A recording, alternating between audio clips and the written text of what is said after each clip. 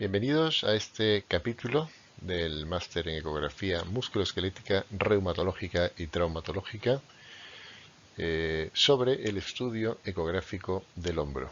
Yo soy Carlos Guillén, soy facultativo especialista en reumatología del Servicio de Reumatología del Hospital Universitario Ramón y Cajal y profesor de la Escuela de Ecografía de la Sociedad Española de Reumatología.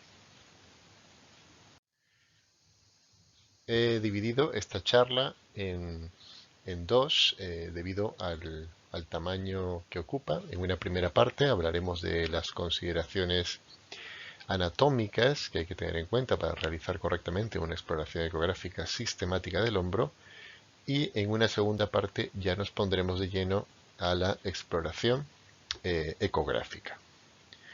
Esta presentación se complementa con la videopresentación de una exploración ecográfica de un hombro fisiológico. Para empezar, unas consideraciones previas. El propósito de realizar una ecografía de hombro es discriminar entre dos o más posibilidades diagnósticas siempre que en ellas exista un cambio en la decisión terapéutica. Identificar por qué un paciente no mejora pese al tratamiento que se le ha pautado o descartar que el hombro sea el origen del dolor. Entremos pues al repaso anatómico del hombro. Sin duda, como en cualquier otra exploración ecográfica, el conocimiento de las características anatómicas de la zona que vamos a explorar con el ecógrafo es fundamental. En el caso del hombro, se trata de una articulación sumamente móvil en la que confluyen tres estructuras óseas. Por una parte, la escápula, que es la que va a dar estabilidad a la articulación. Por otro lado, la clavícula y finalmente el húmero, que al fin y al cabo va a ser la parte más móvil de esta articulación. Referentes anatómicos de interés: el tubérculo menor del húmero, el tubérculo mayor, el surco intertubercular o el valle o surco bicipital, por supuesto la cavidad glenoidea, la cabeza del húmero, la apófisis coracoides de la escápula, la articulación acromio-clavicular, y el espacio subacromial, que se encuentra justamente limitado, en primer lugar, por la articulación acromioclavicular en su borde más superficial, superior, por delante con la apófisis coracoides y en la parte posterior con la espina de la escápula. Las referencias óseas que van a acompañar la exploración de las distintas estructuras de los tendones son pues aquellas donde se van a establecer puntos de anclaje o de referencia de estas estructuras. Como hemos comentado antes, la tuberosidad menor es un punto de referencia obligado para localizar la entesis lateral del tendón subescapular. El valle intertuberosidad o el valle bicipital es la referencia para identificar la localización del brazo largo del tendón del bíceps. La tuberosidad mayor es una zona de gran importancia, puesto que aquí se produce la entesis fibrocartilaginosa del tendón del supraespinoso. A nivel de la articulación, tiene gran interés cuando la interrogante que motiva la realización de la ecografía es determinar si existe o no un componente inflamatorio a nivel articular. Por esa razón, el receso axilar y el receso posterior van a ser de interés para determinar si existe un aumento de la presión intracapsular. Otro punto de referencia muy importante es la apófisis coracoides, desde donde, como podemos observar, se desprenden varios ligamentos que dan estabilidad al hombro, concretamente el ligamento coracoacromial, que a su vez es el techo anatómico del espacio subacromial. Pero, aunque menos importantes, pero que también contribuyen a la estabilidad del hombro, el ligamento trapezoide y el ligamento conoide. A su vez, la clavícula se une a la articulación, forma parte de la articulación acromioclavicular, siendo el margen opuesto al acromion, que a su vez forman esta articulación de cápsula fibrosa. En algunos casos existe una variante anatómica en la cual se puede distinguir un pequeño menisco intraarticular. Conocer también que existe una comunicación entre el espacio subacromial, la articulación acromioclavicular, y por otro lado una comunicación entre la cápsula articular y la bursa subacromiodeltoidea subescapular, mejor conocida como bursa subacromial o subdeltoidea.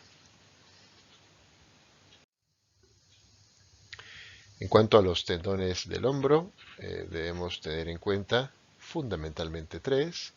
Por supuesto, el tendón del músculo supraespinoso, que en lo que se refiere a patología concentra más del 80% de las lesiones que provocan dolor mecánico a nivel del hombro dependiente de tejido tendinoso. El tendón del brazo largo del bíceps, que es un tendón con una característica muy interesante, y es que es intraarticular. Y por otro lado, el tendón del músculo subescapular, un tendón crucial en la rotación interna del hombro. A estos tendones, por supuesto que hay que añadir el tendón del brazo corto del bíceps, que se origina en la apófisis coracoides, el tendón del infraespinoso, principal rotador interno y de ubicación posterior, que también se inserta en la tuberosidad mayor, el tendón del redondo menor, que también forma parte del manguito rotador, y el tendón del pectoral mayor, que es otro rotador interno. Una estructura adicional es el músculo deltoides, cuyo tendón distal se localiza ya más bien en la cara lateral del húmero, no forma parte de la exploración sistemática del hombro, pero es el principal músculo abductor del hombro. El tendón del bíceps tiene dos porciones, una larga intraarticular que se origina en el tubérculo supraglenoideo. Por otro lado, una porción corta, que es extraarticular, que se origina en la apófisis coracoides. Es un músculo supinador del antebrazo y flexor del codo.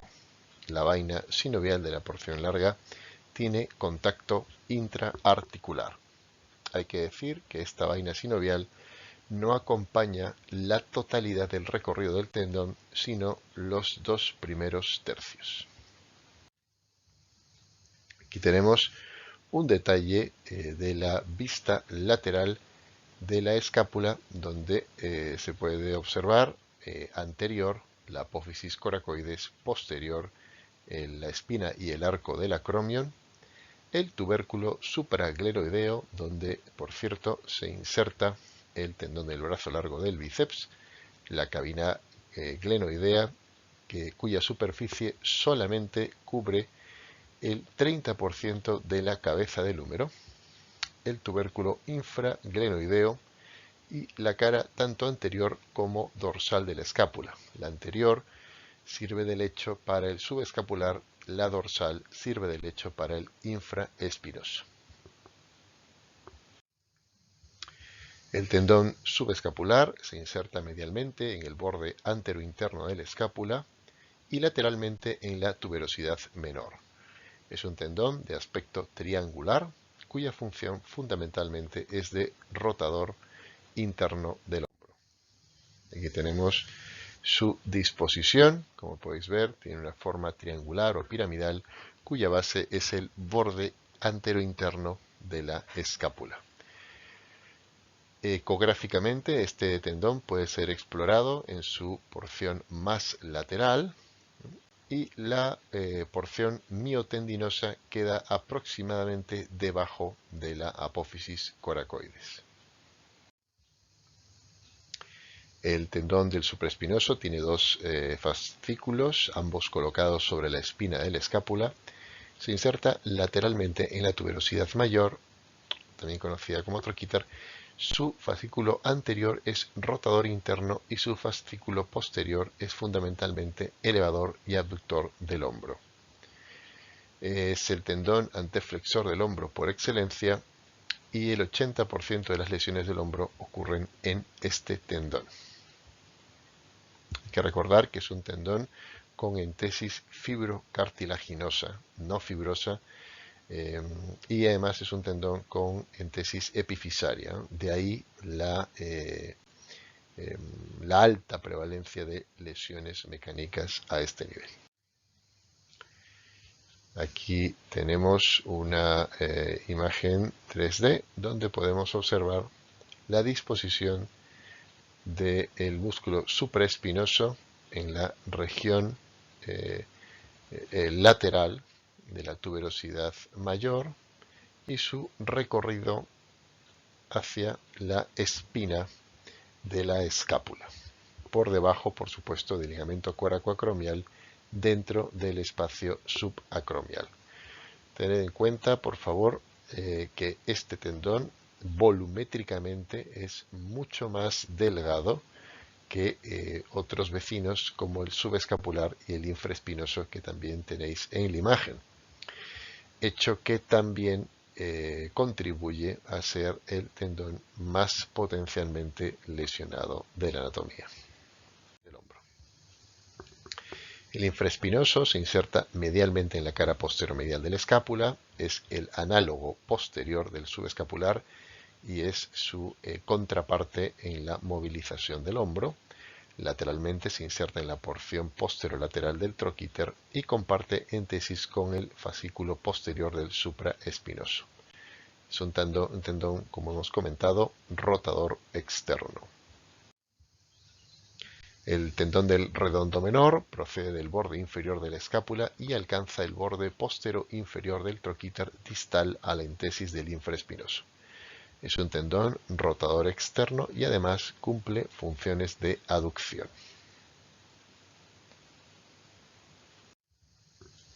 Tenemos una vista superior del hombro que nos sirve para valorar la entesis común que tiene el infraespinoso y el supraespinoso en la tuberosidad mayor del húmero. Podéis ver que las fibras más posteriores corresponden al infraespinoso, mientras que las más anteriores corresponden al supraespinoso. Cuando el paciente realiza una rotación externa con retropulsión, el supraespinoso queda completamente en un plano longitudinal y el infraespinoso queda completamente posterior.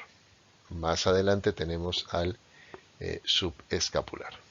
La estructura anatómica que divide el subescapular y el supraespinoso claramente es el valle del tendón del bíceps, en porciones más proximales también conocido como intervalo rotador. Pasamos entonces ya a la ecografía sistemática del hombro y antes de empezar vamos a indicar el orden en el que se va a realizar la exploración. Siempre reitero que es conveniente por lo menos mientras uno va adquiriendo confianza y práctica con la ecografía del aparato musculoesquelético, siempre seguir una sistemática. De esa manera, convenientemente vamos a evitar pasar desapercibido alguna parte de la exploración. Aquí tenéis el estudio sistemático. A esto le podríamos añadir, si queréis, la porción axilar, que también permite la valoración del receso articular axilar. En cuanto a la posición de las sondas, eso también lo tenemos en el material que incluye este capítulo. sobre disposición de la sonda respecto del paciente. Aquí tenéis un resumen de las distintas posiciones que debe adquirir la sonda, por lo tanto que debe adquirir el explorador durante la realización de la ecografía sistemática del hombro. Dejamos aquí esta primera parte y os invito a continuar con la segunda parte de esta clase. Muchas gracias.